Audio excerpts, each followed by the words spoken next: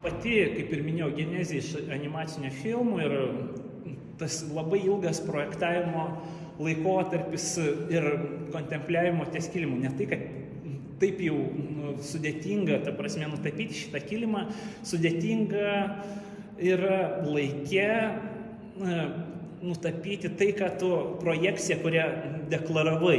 Nes nuo ko viskas prasidėjo? Nuo šposo, nuo samojo į jauno tapytojo prizą aplikavau nepadarytą darbą. Tiesiog jo projekcija sublendinta Photoshop'e, nes prieš tai bandėm su kolegė Ina Šilina belenką siūsti JTP arba animacinį kadrą, vieną tų, arba tam tikros meninės akcijos artefaktą, performance apie dujas ir animacinis filmas apie dujas, žodžiu, nes dujos buvo labai brangios, tai tokį politinį trumpą siužetą sukūrėm 2012 metais. Dabar tai kitos aktualios. Ir visą tai toks ganėtinai animaciškas vaizdinys, o dabar aš tiesiog truputėlį pakeičiau savo, sakykime, tapybos kryptį ir tai šitoj parodoje dar visa neatsiskleidžia. Pradėjau domėtis klasikinę tapybą, grizailėm, visokiausiais fumato, pigmentais ir panašiai. Ir Polyrabitas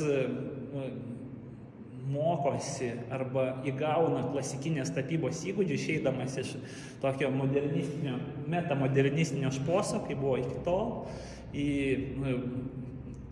Polyrabitį valdė grizailė tam, kad įsitvirtintų meno rinkoje.